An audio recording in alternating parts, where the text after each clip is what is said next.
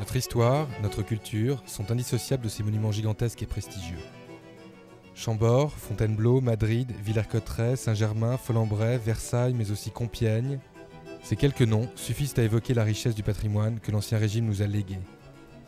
Ces lieux éternels, aujourd'hui éphémères séjours touristiques, constituent des exemples de la grandeur d'une période révolue où la puissance du souverain se mesurait à l'aune de ses constructions.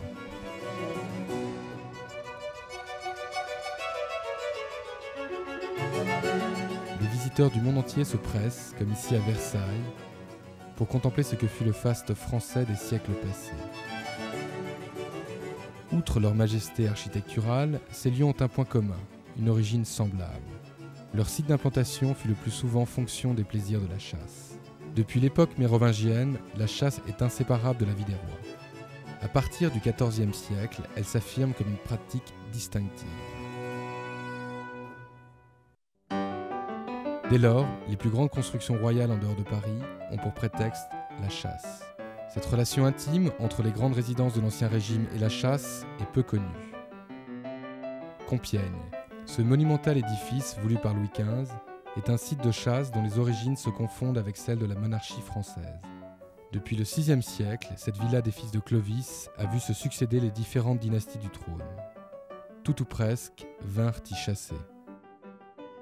Seul témoignage visible de cet enracinement, cette chasse de Méléagre, décidée par Louis XV, qui domine le frontispice du château et témoigne du lien indéfectible entre ce lieu et la chasse.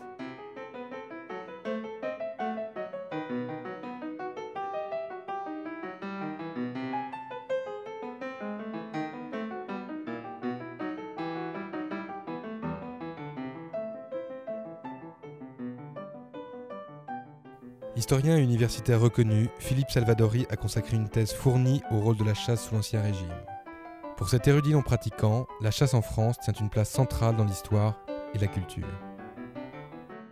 Les grands châteaux de la monarchie, Fontainebleau bien sûr, mais aussi Versailles, mais aussi Compiègne, également Saint-Germain, bien que plus proche de Paris, sont tous liés au loisir de la chasse.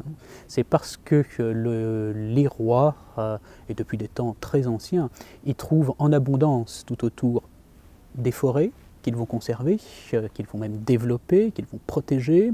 C'est parce que les rois y trouvent donc du gibier, et d'abord le gibier royal par excellence, c'est-à-dire le cerf. C'est parce que les rois y trouvent la proximité avec le pouvoir politique, la capitale, Paris, qu'ils vont très largement investir dans la construction de ces somptueuses résidences. La chasse a eu une dimension politique très tôt, une dimension politique liée à la figure du roi, à la mise en scène de la monarchie.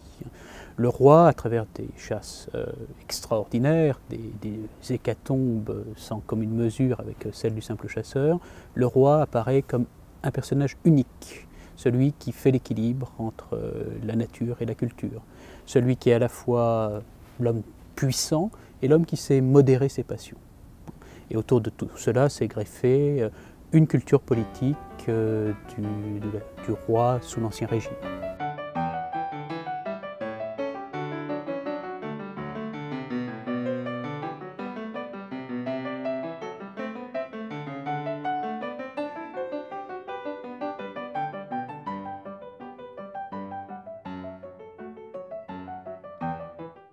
La chasse représente aussi une culture. Une culture comme ensemble de coutumes, code d'honneur partagé par tous les chasseurs. Mais au-delà du groupe des chasseurs, la chasse se donne à voir à travers l'art notamment, la peinture, la sculpture, la tapisserie. Et elle est devenue, en France bien sûr, mais dans l'ensemble de l'Europe occidentale, un des éléments du style de vie des classes supérieures, de l'aristocratie.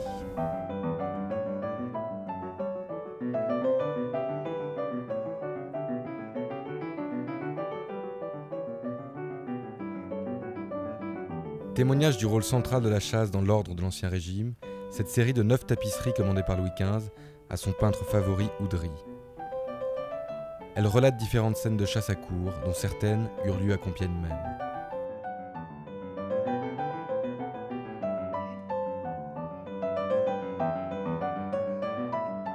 outre la valeur artistique et patrimoniale dont elle témoigne, elle nous rappelle également le rôle symbolique de la chasse dans l'organisation humaine.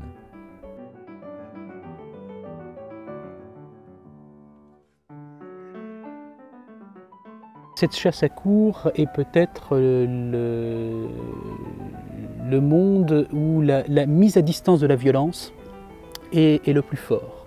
Alors ça peut surprendre aujourd'hui parce qu'on se polarise souvent dans les représentations qu'on a sur la fin de la chasse à courre, hein, sur la Lalie et après sur la Curée. Mais justement ce sont des moments où les hommes interviennent très peu. Hein, ou le moins possible, où ils laissent faire l'animal. Et on peut dire que ça c'est la règle générale de la chasse à courre, c'est la mise à distance entre le chasseur et le gibier. Entre les deux, il y a l'intermédiaire d'un autre animal dressé, hein, le chien, pour d'autres chasses comme la fauconnerie, l'oiseau de proie, et l'homme finalement s'abstient le plus possible de la violence. Je crois que c'est ça le cœur de cette civilisation de la chasse.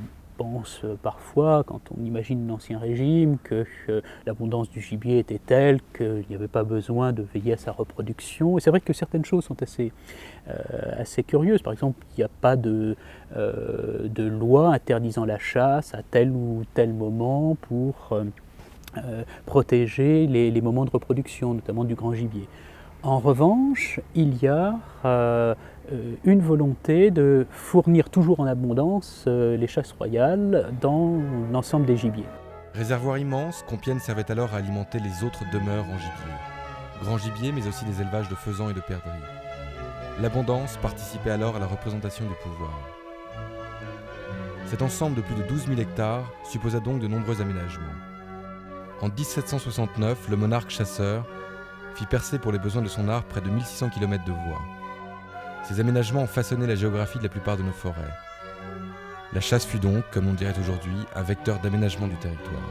Dès le Moyen-Âge, et encore plus à partir du XVIIe siècle, cette notion de responsabilité du chasseur vis-à-vis de l'environnement et vis-à-vis du non-chasseur est paradoxalement déjà mise en forme. Et même se développe toute une culture de la chasse qui fait de cette notion de maîtrise de soi, de responsabilité, le point véritablement central des représentations qu'ont les chasseurs. Donc je crois que les premiers défenseurs entre guillemets de la nature, ce sont à l'évidence les chasseurs.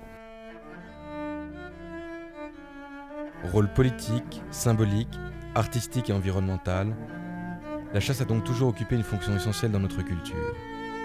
Ces demeures fastueuses ont aujourd'hui rejoint le patrimoine de la République. Leur origine enfouie de pavillons de chasse sommeille lointainement, tandis que d'autres sites ont traversé les siècles, en cultivant éveillé ce souvenir.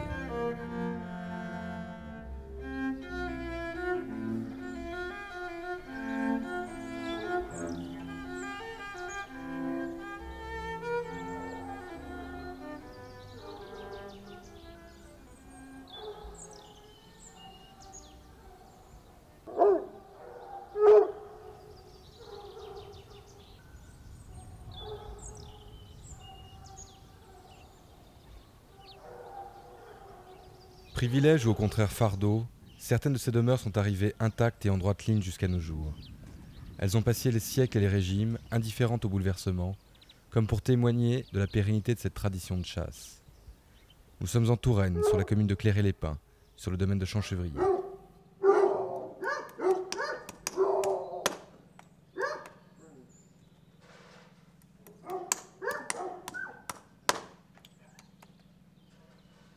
Ils sont quelques milliers en France, grands ou petits propriétaires, à consacrer leur temps, leurs moyens et leur énergie à l'entretien de domaines cynégétiques. Ils ont pour point commun de défendre par leur investissement personnel et matériel cette tradition indissociable de l'histoire de France. Connaisseurs, protecteurs, gestionnaires et architectes de la nature, la chasse est pour eux un style de vie à part entière. C'est le cas de cet homme, Pierre Bizard, propriétaire du château de Champchevrier.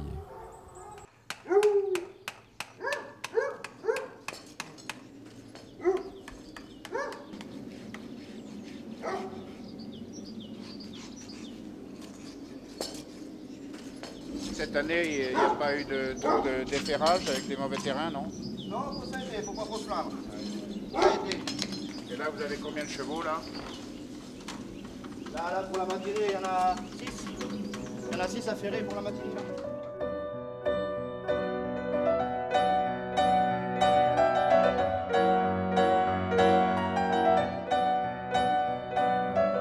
Depuis 1728, la même famille vit ici, avec pour principale occupation la chasse et la conservation d'un château dont les origines remontent à la Renaissance.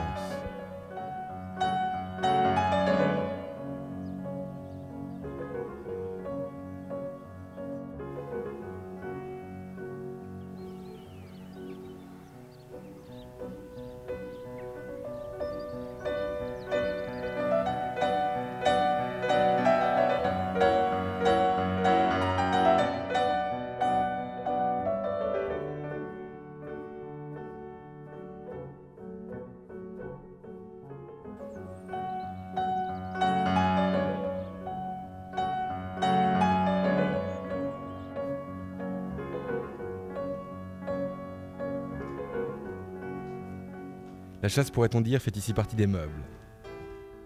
Champchevrier cultive en effet un patrimoine cynégétique impressionnant. C'est l'un des plus vieils équipages d'Europe. Le loup, puis le chevreuil, aujourd'hui le cerf, ont constitué les différentes périodes de l'histoire de cet équipage. Des grands noms de notre histoire y sont attachés. C'est le cas du prince de Condé, duc de Bourbon. En 1828, sa meute de Chantilly est décimée par une épidémie. Ce sera grâce au secours du baron de Champchevrier qu'il pourra la reconstituer. En signe de reconnaissance, il offrira à son sauveteur le privilège de porter sa tenue.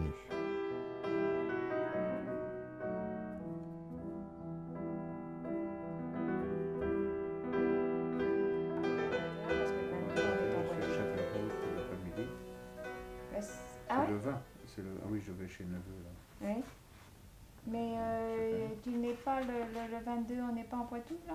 C'est le vin. Ah, c'est le vin. Bon, il y a 2 rois de France qui sont passés à Champchevrier. L'un qui est venu pour chasser, Louis XI. Le roi Louis XI nous raconte les écrivains cynégétiques.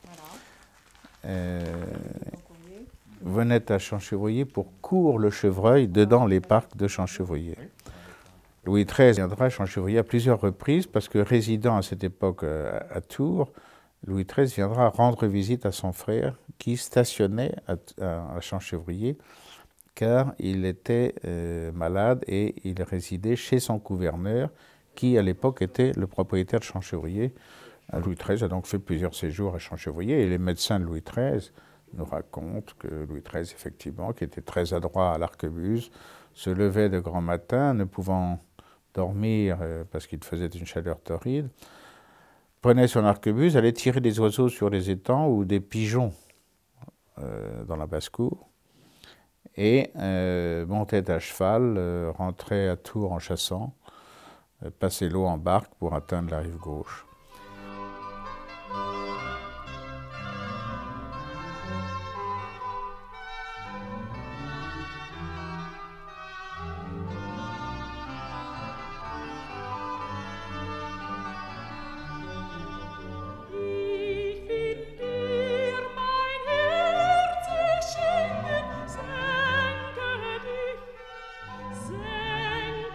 Ce qui a fait la notoriété de Champchevrier au cours des décennies passées, et même au siècle dernier, ça a toujours été l'équipage.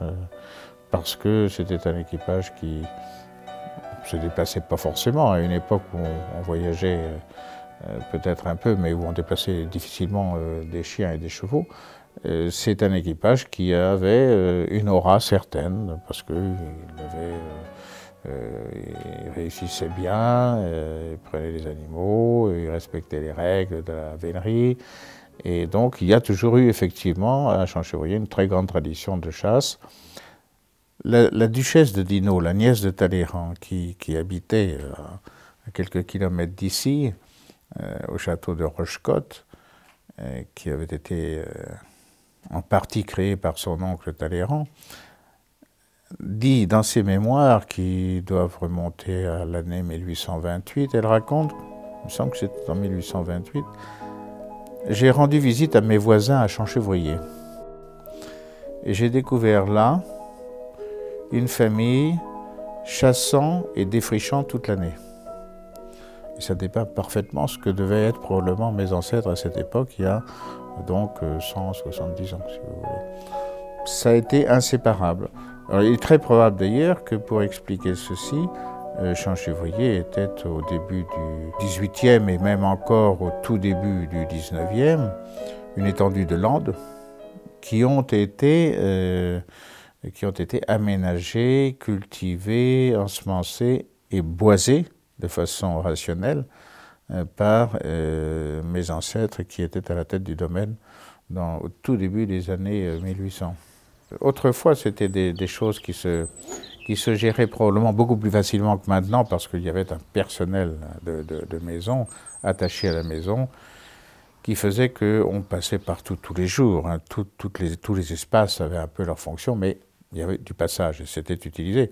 Aujourd'hui, dans des maisons comme ça, dont la dimension est tout à fait inadaptée au mode de vie moderne, il y a des pièces auxquelles on ne va jamais. Donc il faut s'astreindre à y aller. Donc, privilège, je veux bien, mais enfin, pas évident.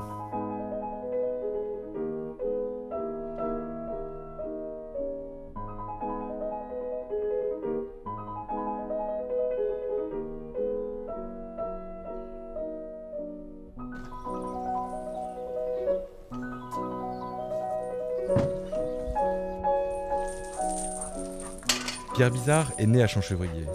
Aujourd'hui retraité, il a passé plus de 80% de ses loisirs et de ses week-ends à s'occuper de cette demeure, à l'entretenir et à maintenir le prestige de son équipage. La meute de Champchevrier compte près de 70 chiens. 70 chiens qu'il faut nourrir, dresser, soigner, bref, qui suppose une attention permanente et une passion de tous les instants.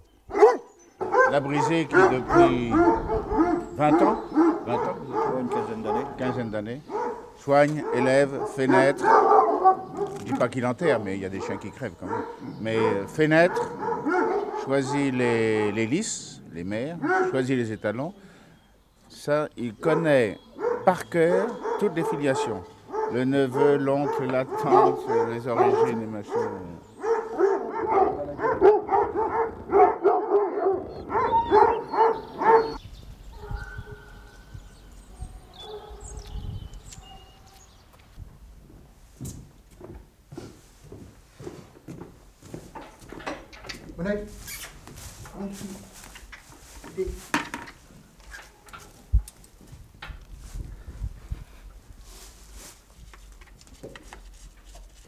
Alors, ils sortent tous là, les chiens? Oh non, non.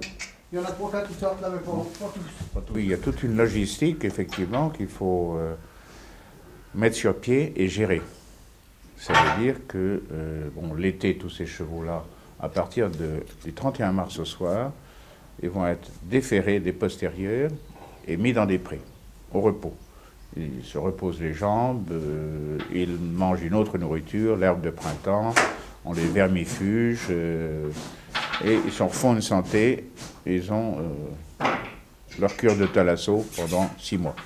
J'ai connu l'époque où on menait 3 chevaux par 3 chevaux, les chevaux se faire ferrer dans le village. Mais on y passait une matinée pour 3 chevaux. Donc il fallait un personnel considérable, et aujourd'hui ça ne serait plus possible, si vous voulez. Vous ne pouvez pas hériter d'une propriété comme ça et d'un fardeau aussi important par une décision de 5 minutes à 60 ans. C'est pas possible. Il faut que ça soit géré très très en amont pour qu'on puisse penser ce qu'on va faire, etc. Vous ne pouvez pas attendre que vos toitures soient percées pour les réparer, si vous voulez. Nous sommes là devant 2 pavillons mansards et puis 3 autres petits bâtiments. Je peux vous dire très exactement la surface de la toiture, 602 mètres carrés 50. Je peux vous le dire parce que c'est une tranche de couverture qui a fait l'objet de travaux réalisés en 98 et 99, sur 2 ans. Et donc c'est pour ça que je connais tout à fait par cœur la superficie de façon très exacte. Alors c'est une tranche de toiture que j'ai fait avec l'aide des affaires culturelles, enfin de la DRAC, d'Orléans, qui m'a effectivement donné une subvention, mais quand on divise le total payé par le nombre de mètres carrés, on arrive à des prix de revient extraordinairement élevés. Si vous voulez, ça revient à peu près à 1200 francs du mètre carré. J'ai plus que le sentiment, j'ai la sensation tout à fait présente et concrète de participer à la sauvegarde de ce patrimoine. Parce que quand on fait des tranches de toiture comme ça, on sent passer. On sent passer, donc ça veut dire qu'il y a le plan de trésorerie qu'il faut faire, bien sûr, mais il y a des privations, et ce sont des choix, si vous voulez. Soit on laisse tomber, bon alors là, ça n'est pas la sauvegarde, c'est le contraire, soit on fait les efforts, on trouve les solutions pour le faire, mais ça veut dire des sacrifices par ailleurs. Si on ne fait pas ça, ben alors c'est la catastrophe, parce que c'est la fin, c'est pas la peine d'essayer de gérer quelque chose si on n'est pas capable de mettre des ardoises sur le toit. À mon avis, la sauvegarde, ça commence par la toiture. Bon, ensuite on peut aménager, améliorer, etc. Mais on peut faire les peintures, mais c'est secondaire par rapport à la toiture. Le gros œuvre d'abord.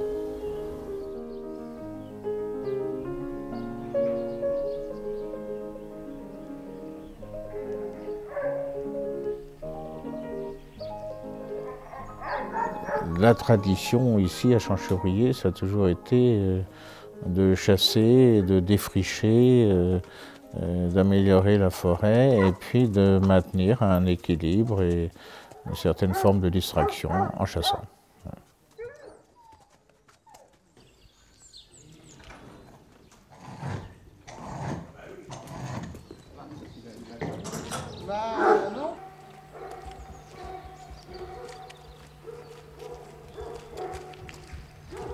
Il y a ceux qui sont désignés pour aller à la chasse et ceux qui, au contraire, ne vont pas partir. Donc, parmi les 70 chiens, il faut faire le tri des 30 qui vont chasser aujourd'hui.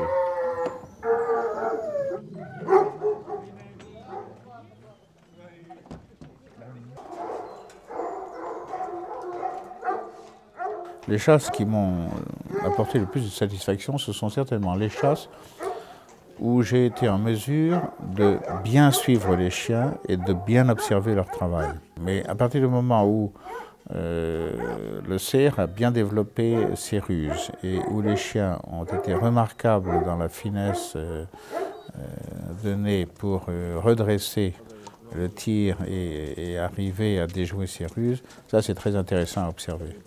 Quand vous avez 40 chiens qui sont dans la panade et que tout d'un coup vous entendez un chien ou une chienne qui se récrie parce que lui a retrouvé la voie alors que tous les autres sont en train de la chercher et que vous voyez ces 40 chiens qui rallient sur les cris de celui qui a trouvé la voie, ça c'est très intéressant. Et puis on se souvient de ceux qui volaient la voie, c'est-à-dire de ceux qui savaient très bien qu'ils avaient le secret et partaient en silence pour ne pas faire partager cette joie aux autres, parce qu'ils voulaient en profiter pleinement, si vous voulez.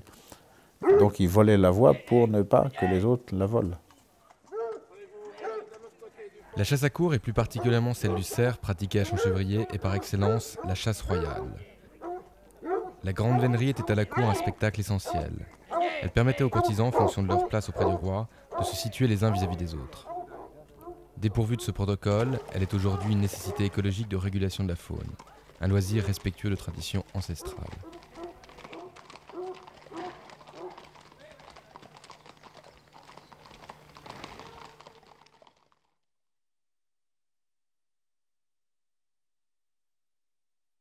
Le souvenir et le maintien de traditions nobles et prestigieuses n'est pas la seule qualité que l'on peut attribuer à la chasse. De tout temps, elle a mis son empreinte sur la géographie et la gestion de l'environnement. L'entretien d'un territoire de chasse fait donc également partie de cette royale culture. Nous sommes sur la propriété de Coulonges dans la Sarthe.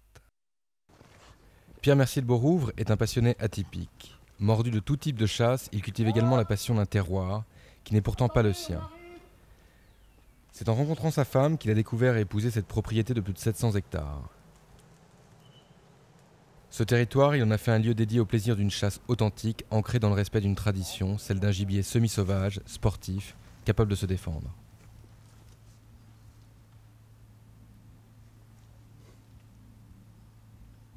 Viens pas là, on va remonter vers eux.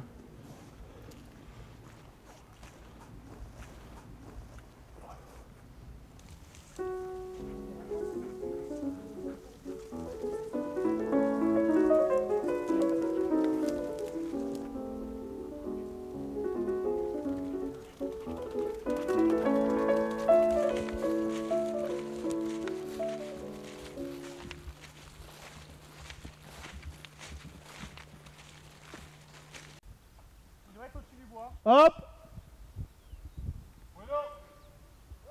Ah, il est en retard, attendez, il est très loin derrière nous. Ça serait dommage qu'il nous lève une bécasse et qu'on ne puisse pas l'aider.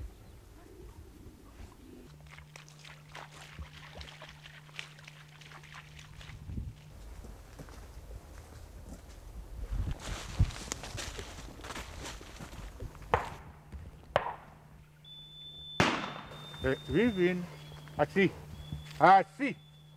Allez, ton patron serait très fier de toi si tu étais assis. Donne, merci. Bon, ben... Il y a eu un arrêt, il y a eu un bel arrêt? Ça sentait bon, il a arrêté dans le roncier. J'ai pas vu, moi, j'étais trop bas, j'ai pas vu le... Il est rentré dans le fond. J'ai pas vu l'action de chasse. Non, non. Ben, bravo. Il avait bien travaillé. Ça aide le discours. Hein. On va monter dans le... Mets la tête sous le... On va monter faire l'ancienne route, l'allée haute, je veux dire. Parce que le vénéré qu'on a levé là-bas, a priori, est reparti dans l'allée haute, et ceux qu'on a levés dans le parc sont montés aussi. Ouais. Donc... Bah, la poule, elle est remontée. Hein. On tire pas les poules, Bruno. Je sais, mais...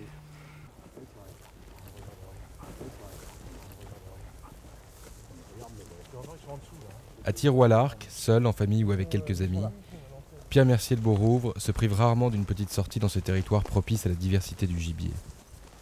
Mais en gestionnaire avisé, il sait que la chasse, loin d'obéir à la seule logique du plaisir, participe également de la préservation d'un double patrimoine, foncier et écologique.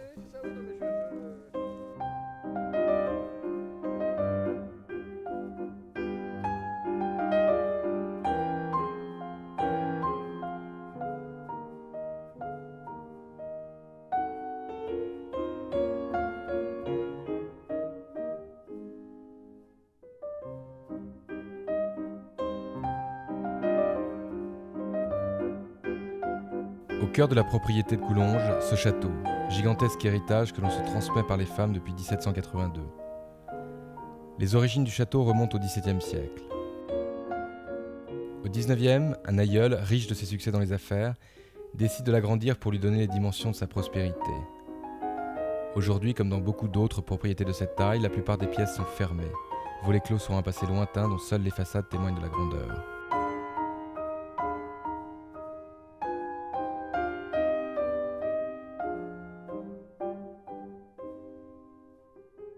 Coulonges fait partie de ces propriétés qui ont traversé les épreuves du temps, mais qui conservent secrètement la nostalgie d'une grandeur passée, où les plaisirs de la chasse se mêlaient au faste de la vie de château.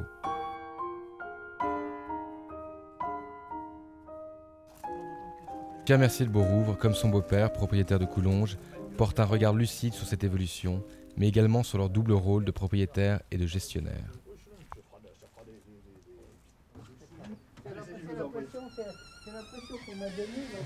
Une propriété comme celle-là, quand je parle de la propriété, je parle des bâtiments, c'est un agrément mais aussi un fardeau. Et le fardeau ne peut s'assumer que s'il y a autour, je dirais, un faire-valoir qui est agricole ou forestier et qui permet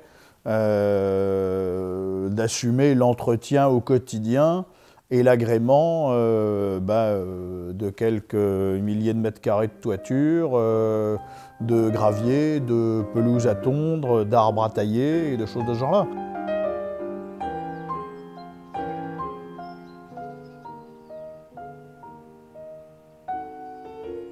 Au XIXe siècle, on avait la maladie de la pierre, c'est-à-dire qu'on construisait des grandes baraques sans penser que cela poserait des problèmes pour les générations suivantes. Chaque époque a ses travers. C'est toujours amusant de créer. Et puis alors après, il faut entretenir.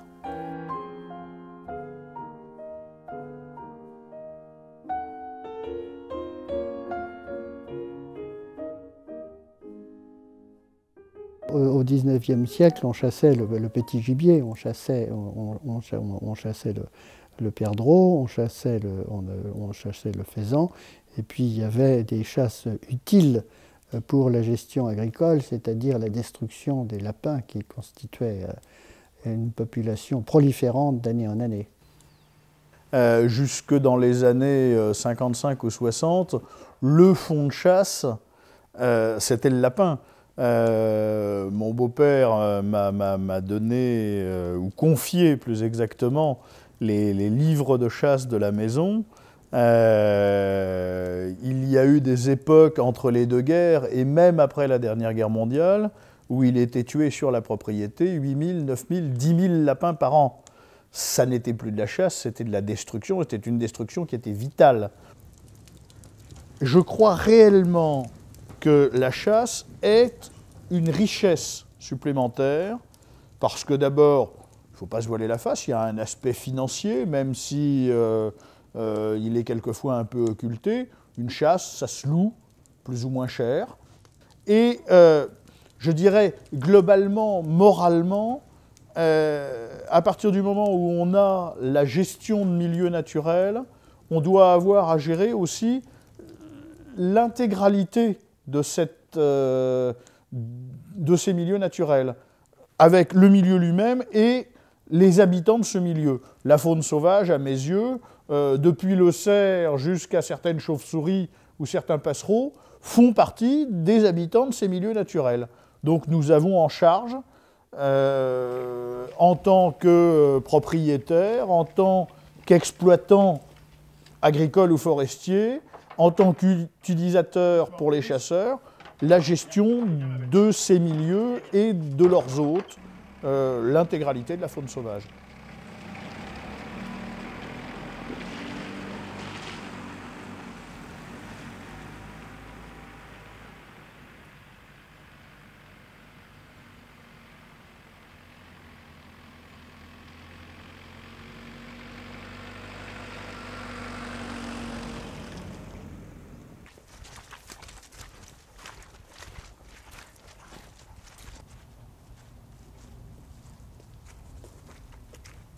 L'acte de chasser est une passion réelle et une passion physique immédiate. L'acte de gestion d'un territoire est aussi quelque chose d'absolument passionnant, et c'est quelque chose de passionnant dans le temps. Pour moi, il est primordial de gérer un territoire, pas uniquement sur l'aspect synégétique. La chasse n'a de raison d'être que si elle est partie intégrante de l'écologie au sens le plus large du terme, c'est-à-dire équilibre des espèces vivantes dans leur milieu de vie. Donc la chasse et le chasseur ont un rôle, à mes yeux, complètement indispensable dans la gestion quotidienne des milieux dans lesquels ils vivent et dans lesquels ils exercent leur passion.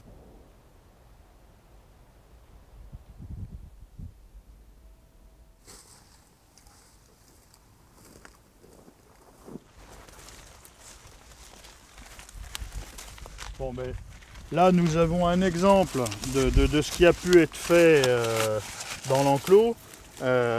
Quand la décision a été prise de boiser ce secteur-là, on a créé un plan d'ensemble.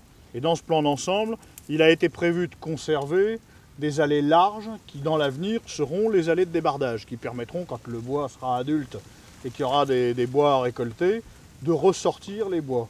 Donc ça nous fait des secteurs qui font entre 6 et 8 mètres de large, qui sont utilisés pour le moment pour ce genre de choses-là, donc des cultures à gibier, dans lesquelles vous voyez que c'est bien fréquenté par la faune sauvage de tout ordre. En général, ce genre d'aménagement est doublé à un bout ou à un autre par un agrénoir, éventuellement une vasque de récupération d'eau pour permettre aux oiseaux de s'abreuver.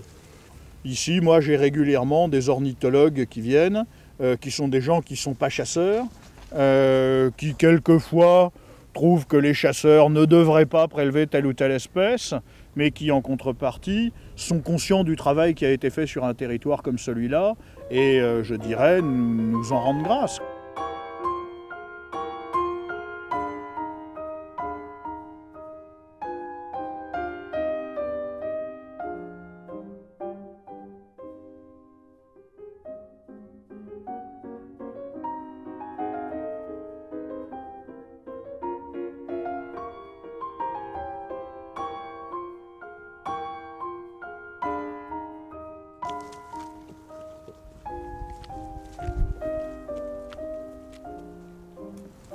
Bon, mais là, on est encore sur un aménagement typique, qui est un des aménagements qui m'a permis au départ de démarrer la population de faisans.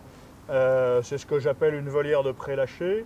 C'est donc des volières qui font entre 30 et 90 mètres carrés, elles ne sont pas toutes absolument de la même taille, mises en milieu naturel, dans lesquelles on met en été des jeunes faisans qui sont lâchés à l'âge de 8 semaines, et en cette saison, des oiseaux adultes qui vont être lâchés dès la fermeture de la chasse, entre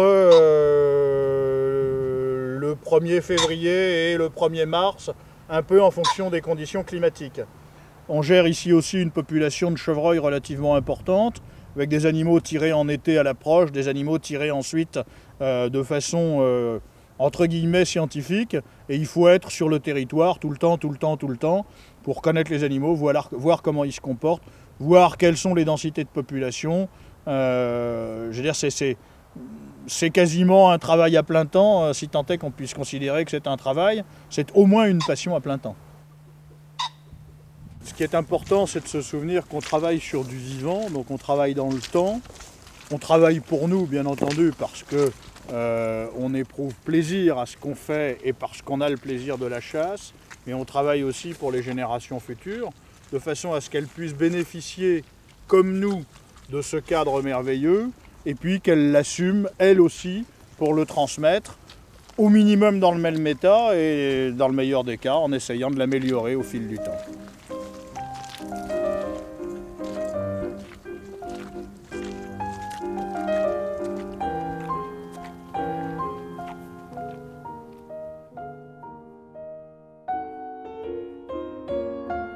Cette passion née de privilèges ancestraux constitue aujourd'hui un des moyens de régulation de l'environnement. Acquis historique de la Révolution de 1789, le privilège de chasser en toute liberté se fond aujourd'hui dans la nécessité d'entretenir un patrimoine historique et écologique. Cette conscience, tous ici la partagent et en ont fait un principe de vie.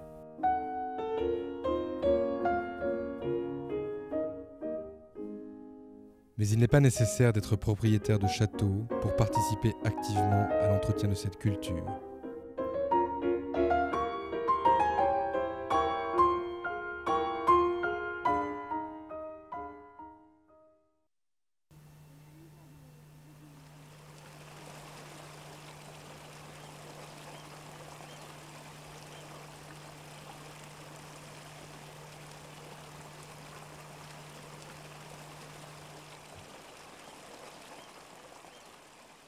Les Landes, dans le sud-ouest de la France, sont l'exemple parfait de cet enracinement de la chasse dans notre histoire et de son rôle écologique.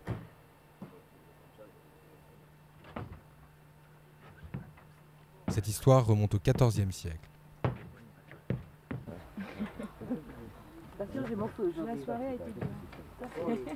Le roi d'Angleterre, qui régnait alors en Aquitaine, accorda à ses sujets le droit de chasse. Droit qui fut respecté par la suite, tandis que le reste de la France dut attendre la Révolution de 1789 pour l'obtenir.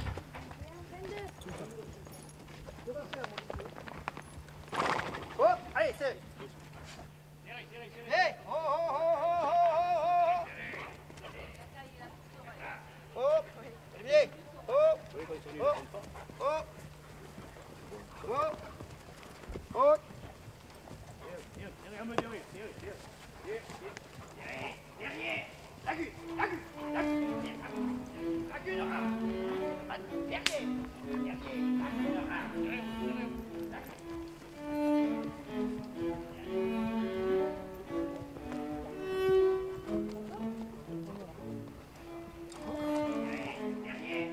Les Landes ne furent pas toujours à l'image de ce que nous connaissons aujourd'hui. Sous le Second Empire, cette terre réputée inculte, composée de marécages insalubres, fut presque entièrement boisée et devint cette immense étendue forestière, peut-être l'une des plus riches en gibier. Ici, l'importance du cheptel, notamment des chevreuils, impose un prélèvement de plus de 20 000 têtes par an.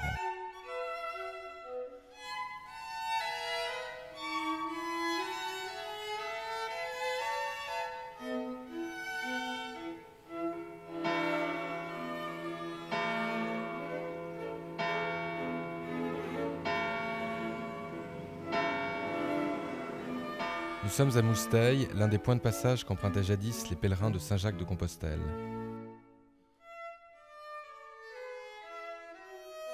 Au règne de l'aristocratie, la conscience populaire semble avoir aujourd'hui symboliquement substitué celui du responsable local. Michel Rispal est le maire de cette petite commune de 650 habitants.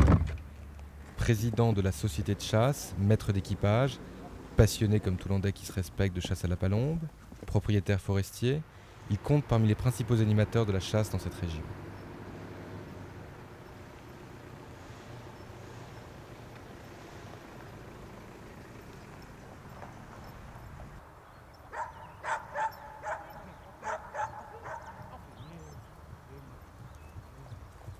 La chasse est très populaire parce que de tout temps, les Landais ont toujours chassé. Et pratiquement, dans chaque famille, il y a au moins un chasseur.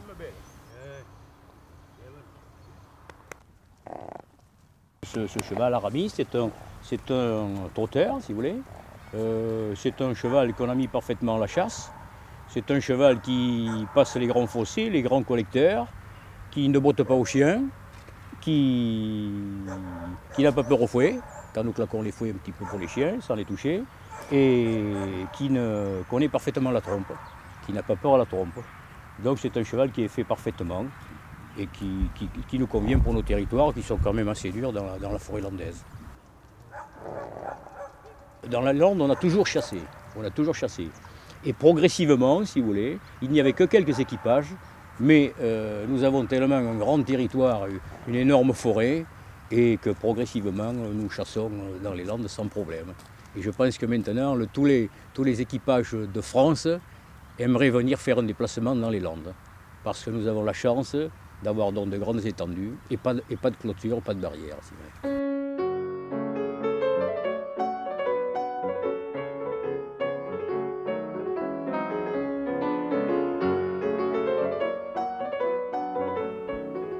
Cette maison, donc, si vous voulez, mon grand-père était ce qu'on appelait dans le pays propriétaire exploitant, c'est-à-dire qu'il avait donc une ferme avec du bétail, quelques cultures, etc., avec ma grand-mère, donc, et mon arrière-grand-père également. Cette ferme de ma grand-mère, je venais donc tout gosse, si vous voulez, voir ma grand-mère. Adorant la nature, j'aimais l'aider à faire les foins, si vous voulez, et j'adorais cette maison dont le lieu-dit s'appelle Marianne.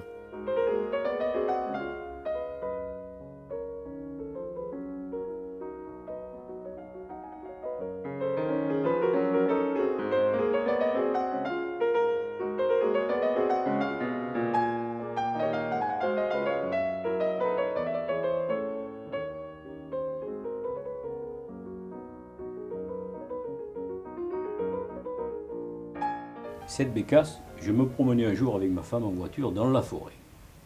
C'était au mois de février, et chose qu'on ne voit jamais, cette bécasse a traversé le chemin, et a traversé le chemin devant notre voiture. Elle est rentrée dans un roncier. J'ai dit à ma femme, tu vas voir si c'est beau une bécasse. J'ai ouvert ma portière, on va la faire envoler. Et malheureusement, il y avait un vieux grillage qui bordait une habitation. Cette bécasse s'est encastrée dans ce grillage et je l'ai attrapée de ma main. C'est une histoire landaise, ce n'est pas une histoire de Marseille, c'est l'exacte vérité.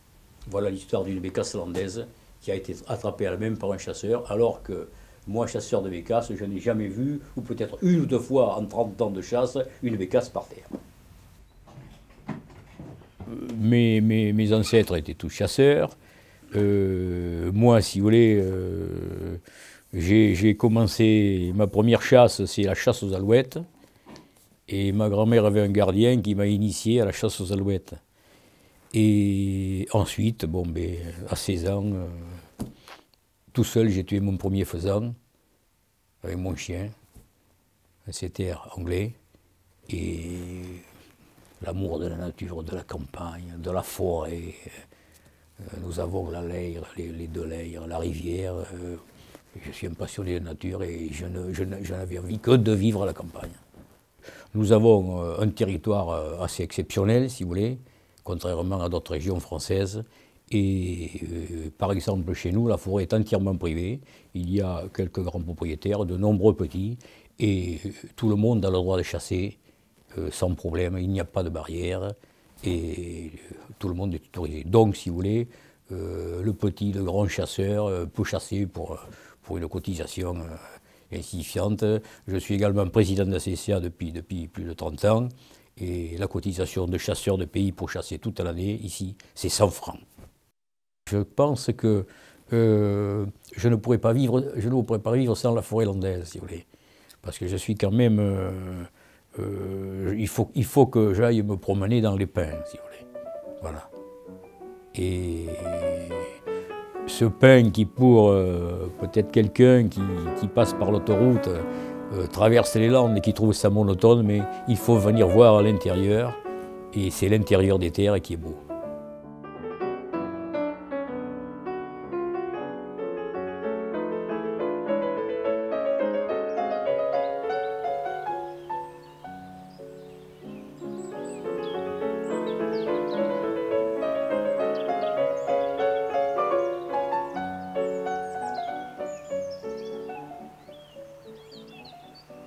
Cette passion, Michel Rispal s'emploie à la communiquer en invitant chaque année un équipage à venir chasser dans les Landes. L'occasion d'un rassemblement où se manifeste un enthousiasme populaire qui prouve, s'il en était besoin, que la chasse n'appartient pas uniquement à une tradition, mais qu'elle est encore aujourd'hui un vecteur culturel. Mon cher ami, comment allez-vous? Vous allez bien? Et vous-même? Ça nous fait toujours plaisir de vous recevoir dans les Landes. Le plaisir. Voilà. Et vous avez toujours votre magnifique meute. On vous a amené s'il fallait. Oui, c'est très bien. Ça vaut bien ça quand même, quand on vient vous voir.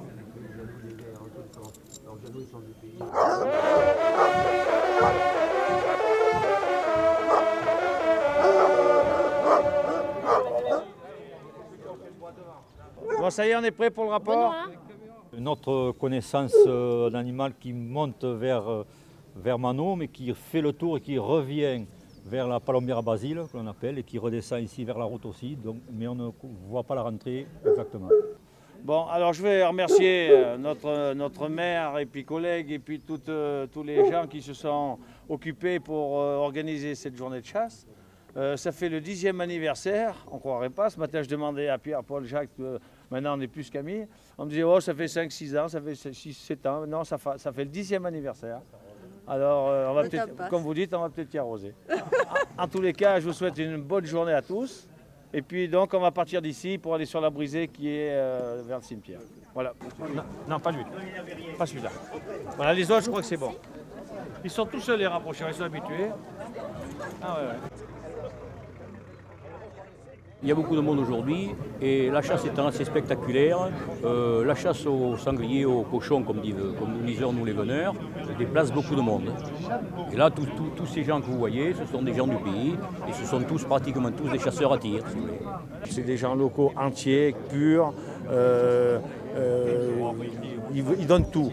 Si vous êtes bien accepté, si vous conformez à leurs souhaits, après c'est de l'amitié, c'est de l'affection, il y a beaucoup de choses qui fait que c'est exceptionnel. C'est vraiment exceptionnel, c'est une région vraiment exceptionnelle. D'ailleurs, vous regarderez les gens, comment ils se comportent, comment ils vivent, on se serre tous les mains, on est tous... c'est une famille, c'est une grosse famille. Et j'ai été adopté dans cette famille et j'en suis très content.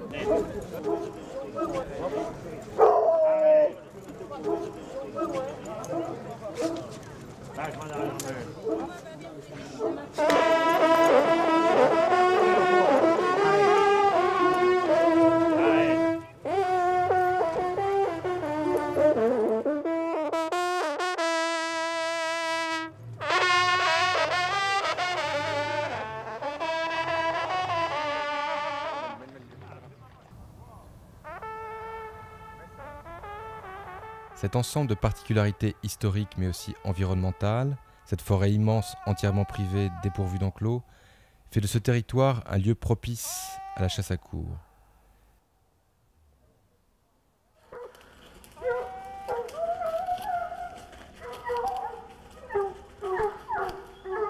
Cette chasse est ici soutenue par une forte tradition cynégétique, mais aussi par le fait qu'elle est indispensable à la gestion sylvicole.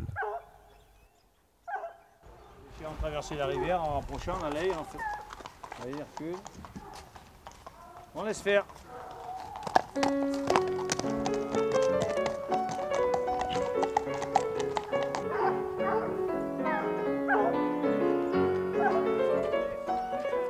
Héritière de plusieurs siècles d'histoire, la chasse fait donc partie de notre patrimoine artistique, historique, politique, mais aussi environnemental et populaire. Son rôle écologique, de gestion de la faune et de la flore, en fait un des acteurs de premier plan de notre environnement. Qu'ils soient propriétaires de domaines ancestraux ou simples amateurs, tous conservent en mémoire le rôle que la chasse a joué dans notre histoire. Châteaux ou modestes maisons, ces pavillons ont en commun de faire vivre une tradition, non dans la nostalgie d'une grandeur passée, mais tournée au contraire vers l'avenir.